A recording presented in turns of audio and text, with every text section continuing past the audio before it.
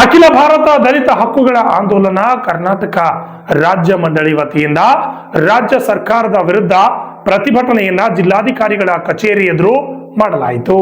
ಜಿಲ್ಲಾಧಿಕಾರಿಗಳ ಕಚೇರಿ ಎದುರುಗಡೆ ಅನೇಕ ಮುಖಂಡರು ಸೇರಿದಂತೆ ಪ್ರತಿಭಟನೆ ಮಾಡಿ ಆಕ್ರೋಶವನ್ನ ವ್ಯಕ್ತಪಡಿಸಿದ್ರು.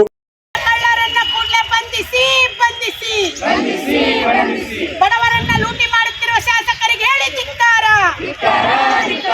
ಬಡವರ ಹೆಸರಿನ ಮೇಲೆ ಲೂಟಿ ಮಾಡುತ್ತಿರುವ ಶಾಸಕರಿಗೆ ಹೇಳಿ ಧಿಕ್ಕಾರ. ಬಡವರಿಗೆ ಮನೆ ಕೊಡಲೇಬೇಕು, ಮಾಡಿದ ಸರ್ಕಾರಕ್ಕೆ ಹೇಳಿ ಧಿಕ್ಕಾರ. SC ST ಜನ ವಿದ್ಯಾರ್ಥಿಗಳಿಗೆ ಮಲತಾಯಿ ಧೋರಣೆ ಮಾಡಿದ ಸರ್ಕಾರಕ್ಕೆ ಹೇಳಿ ಧಿಕ್ಕಾರ. SC ST ಹಣ ವರ್ಗಾವಣೆ ಮಾಡಿದ ಸರ್ಕಾರಕ್ಕೆ ಹೇಳಿ ಧಿಕ್ಕಾರ. ಬಡವರಿಗೆ ಮನೆ ಕೊಡಲೇಬೇಕು, ಬಡವರಿಗೆ ನಿವೇಶನ ಕೊಡಲೇಬೇಕು. SC ST ಹಣ ವರ್ಗಾವಣೆಯಲ್ಲಿ ಕಳ್ಳರನ್ನ ಕೂಡಲೇ ಬಂಧಿಸಿ. ಹಣ ಕಳ್ಳರನ್ನ ಕೂಡಲೇ ಬಂಧಿಸಿ. ಬಡವರನ್ನ ಲೂಟಿ ಮಾಡುತ್ತಿರುವ ಶಾಸಕರಿಗೆ ಹೇಳಿ ಧಿಕ್ಕಾರ. ಬಡವರ ಹೆಸರಿನ ಮೇಲೆ ಲೂಟಿ ಮಾಡುತ್ತಿರುವ ಶಾಸಕರಿಗೆ ಹೇಳಿ ಧಿಕ್ಕಾರ. ಬಡವರಿಗೆ ಮನೆ ಕೊಡಲೇಬೇಕು. ಈ ಸಂದರ್ಭದಲ್ಲಿ ಮಾತನಾಡಿದ ಡಾಕ್ಟರ್ ಮಹೇಶ್ ಕುಮಾರ್ ರಾಠೋಡ್ ಸೇರಿದಂತೆ ಪದ್ಮಾ ಪಾಟೀಲ್, ನುಡಿದಂತೆ ನಡೆದಿದ್ದೇವೆ ಎಂದು ಜಂಬ ಕೊಚ್ಚಿಕೊಳ್ಳುವ ರಾಜ್ಯ ಸರ್ಕಾರ ಪರಿಶಿಷ್ಟರ ವಿಷಯದಲ್ಲಿ ಮಾತು ತಪ್ಪುತ್ತಿದೆ ಎಂದು ಕಿಡಿಕಾರಿದ್ರು. ಅನುಸೂಚಿತ ಪಂಗಡಕ್ಕೆ ಮೀಸಲಾಗಿಟ್ಟಿರ್ತಕ್ಕಂಥ SC SB ಮತ್ತು TSP ಹಣವನ್ನು ಗ್ಯಾರಂಟಿ ಯೋಜನೆಗಳು ಸೇರಿದಂತೆ ಬೇರೆ ಬೇರೆ ಯೋಜನೆಗಳಿಗೆ ವರ್ಗಾಯಿಸ್ತಿರ್ತಕ್ಕಂಥ ರಾಜ್ಯ ಸರ್ಕಾರದ ಕ್ರಮವನ್ನು ವಿರೋಧಿಸಿ ಮತ್ತು ಆ ವರ್ಗಾವಣೆಗೆ ಅನುಕೂಲ ಮಾಡಿಕೊಟ್ಟಿರ್ತಕ್ಕಂಥ SC SB TSP ಕಾಯ್ದೆಯ 7C ಮತ್ತು 7D ಆ ಒಂದು ಕಲಂಗಳನ್ನು ರದ್ದುಪಡಿಸಬೇಕು ಅಂತೇಳಿ ಆಗ್ರಹಿಸಿ ಬೋವಿ ನಿಗಮ, ವಾಲ್ಮೀಕಿ ನಿಗಮ ಸೇರಿದಂತೆ ಬೇರೆ ಬೇರೆ ನಿಗಮದಲ್ಲಾಗಿರ್ತಕ್ಕಂಥ ಭ್ರಷ್ಟಾಚಾರದ ಸಮಗ್ರ ತನಿಖೆಯನ್ನು ಮಾಡಿ ಆ ಭ್ರಷ್ಟಾಚಾರದಲ್ಲಿ ಭಾಗಿಯಾಗಿರ್ತಕ್ಕಂಥ ಅಧಿಕಾರಿಗಳು ಮತ್ತು ಯಾವ್ಯಾವ ವ್ಯಕ್ತಿಗಳಿದ್ದಾರೆ ಅವರ ವಿರುದ್ಧ ಅಟ್ರಾಸಿಟಿ 420 ಅಧಿಕಾರದ ದುರುಪಯೋಗ, ಸರ್ಕಾರಿ ಯಂತ್ರದ ದುರುಪಯೋಗ ಮತ್ತಿತರ ಒಂದು ಕಲಂಗಳ ಅಡಿಯೊಳಗೆ ಅವರಿಗೆ ಕೇಸ್ ಹಾಕಿ ಒಳಗಡೆ ಹಾಕಬೇಕು ಅಂತಕ್ಕಂಥ ಡಿಮಾಂಡನ್ನು ಇಟ್ಕೊಂಡು ರಾಜ್ಯದಲ್ಲಿರ್ತಕ್ಕಂಥ ಬಡವರಿಗೆ SC SB TSP ಹಣದಲ್ಲಿ ಮನೆಗಳನ್ನು ಕಟ್ಟಿಕೊಡ್ಲಿಕ್ಕೆ 5 ಲಕ್ಷವನ್ನು ಮೀಸಲಿಡಬೇಕು. ಯಾರಿಗೆ ಮನೆ ಕಟ್ಟಲಿಕ್ಕೆ ನಿವೇಶನ ಇಲ್ಲ, ಸರ್ಕಾರನೇ ನಿವೇಶನವನ್ನು ಖರೀದಿ ಮಾಡಿ ಅವರಿಗೆ ನಿವೇಶನವನ್ನು ಒದಗಿಸಬೇಕು. ಸರ್ಕಾರಿ ಅಧಿಕಾರಿಗಳು ತಟಸ್ಥವಾಗಿರಬೇಕಾಗಿರ್ತಕ್ಕಂಥದ್ದು ಸಂವಿಧಾನದ ಆಶಯ. ಆ ಸಂವಿಧಾನದ ಆಶಯವನ್ನು ಉಲ್ಲಂಘಿಸಿ RSSನ ಸಂಘಟನೆಯೊಳಗೆ ಭಾಗವಹಿಸಲಿಕ್ಕೆ ಅವಕಾಶ ಮಾಡಿಕೊಟ್ಟಿರ್ತಕ್ಕಂಥ ಒಂದು ಸುತ್ತೋಲೆ ವಿರುದ್ಧವಾಗಿ ರಾಜ್ಯ ಸರ್ಕಾರ ಸೂಕ್ತವಾದಂಥ ಪ್ರತಿ ಸುತ್ತೋಲೆಯನ್ನು ಹೊರಡಿಸಿ ವಿಧಾನಸಭೆಯೊಳಗೆ ಒಂದು ಥರವನ್ನು ಅಂಗೀಕಾರ ಮಾಡಬೇಕು ಅಂತಕ್ಕಂಥ ಬೇಡಿಕೆಯನ್ನು ಇಟ್ಕೊಂಡು ಇವತ್ತು ನಾವು ಅಖಿಲ ಭಾರತ ದಲಿತ ಹಕ್ಕುಗಳ ಆಂದೋಲನ ವತಿಯಿಂದ ರಾಜ್ಯಾದ್ಯಂತ ಚಳವಳಿಯನ್ನು ಮಾಡ್ತಾ ಇದ್ದೇವೆ. ಇಂದು ಸಾಂಕೇತಿಕ ಚಳವಳಿಯನ್ನು ಮಾಡ್ತಾ ಇದ್ದೇವೆ.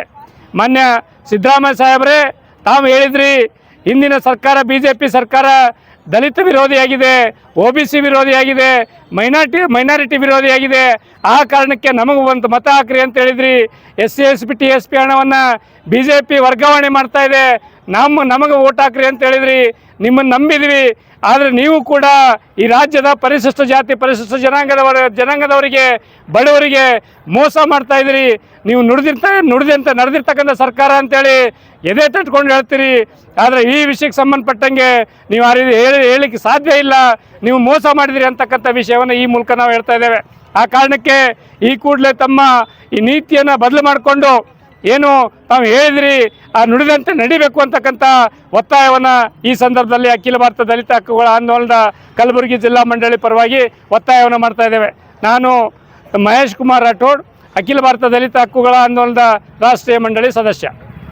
ಕಲಬುರಗಿ ನಗರದಲ್ಲಿ ಹೋರಾಟವನ್ನು ಹಮ್ಮಿಕೊಂಡಿದ್ದ ಉದ್ದೇಶ ಏನು, ಕಾಂಗ್ರೆಸ್ ಸರ್ಕಾರಕ್ಕೆ ನಮ್ಮ ಒಂದು ಆಶೆ ಇತ್ತು, ಆ ಆಶೆಯನ್ನು ನಿರಾಶೆ ಮಾಡಿದ್ದಾರೆ.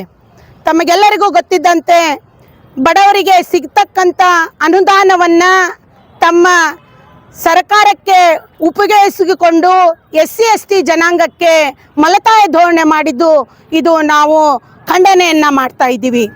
ನಮ್ಮ ಉದ್ದೇಶ ಏನಪ್ಪ ಅಂತಂದರೆ BJP ಸರ್ಕಾರ ಹಗರಣದಲ್ಲಿ ತುಂಬಿ ಹೋಗಿತ್ತು.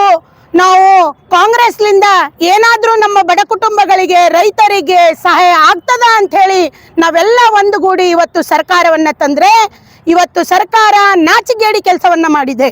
ಬಡವರಿಗೆ ಸಿಗ್ತಕ್ಕಂಥ ಅನುದಾನವನ್ನ ತಮ್ಮ ಉಪಯೋಗಕ್ಕಾಗಿ ಉಪಯೋಗಿಸಿಕೊಂಡು ಬಡವರನ್ನ ಲೂಟಿ ಮಾಡಿದೆ ಅಲ್ಲ, ಇದನ್ನು ನಾವು ಖಂಡನೆಯನ್ನ ಮಾಡ್ತೀವಿ.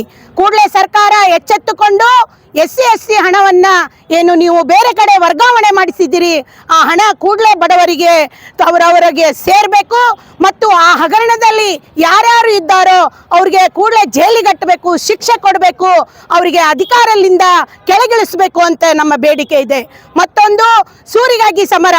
ನೀವು ಹಿಂದೆ ಮೋದಿಜಿ ಹೇಳ್ತಿದ್ರು ಬಡವರಿಗೆ ಮನೆ ಕೊಡ್ತೀವಿ, ಬಡವರಿಗೆ ಕೆಲಸ ಕೊಡ್ತೀವಿ ಅಂತ ಹೇಳಿ ಅವರು 20 ವರ್ಷ ಬಡವರನ್ನ ಲೂಟಿ ಮಾಡಿದ್ರು.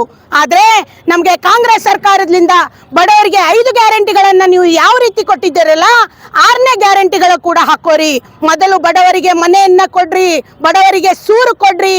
ಯಾಕಪ್ಪ ಅಂತಂದ್ರೆ ಇಡೀ ಜಿಲ್ಲೆಯಲ್ಲಿ ಸುತ್ತಮುತ್ತಲಿರ್ತಕ್ಕಂಥ ಎಲ್ಲ ಹಳ್ಳಿಗಾಳ ಜನಾಂಗದವರು ಈ ಕಲಬುರಗಿ ನಗರದಲ್ಲಿ ಹೆಣ್ಣು ಮಕ್ಕಳು ಮನೆ ಕೆಲಸ ಮಾಡ್ತಾರೆ, ಕಟ್ಟಡ ಕಾರ್ಮಿಕರ ಕೆಲಸ ಮಾಡ್ತಾರೆ, ಕೂಲಿಗೆ ಹೋಗ್ತಾರೆ, ಅವರಿಗೆ ಮನೆ ಇಲ್ಲ, ಚಪ್ರದಲ್ಲಿದ್ದಾರೆ, ಜಾಗ ಕೂಡ ಇಲ್ಲ.